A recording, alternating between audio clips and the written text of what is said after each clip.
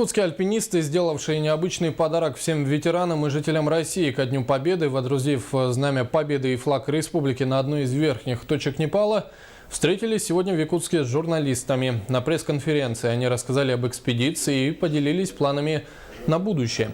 Напомним, 9 мая участники движения «Россия от А до Я», в рамках которого действует программа «Знамя Победы на вершинах мира», передали видео поздравления с 70-летием Победы с горы Ама-Даблам в Непале с отметки 6000 метров над уровнем моря.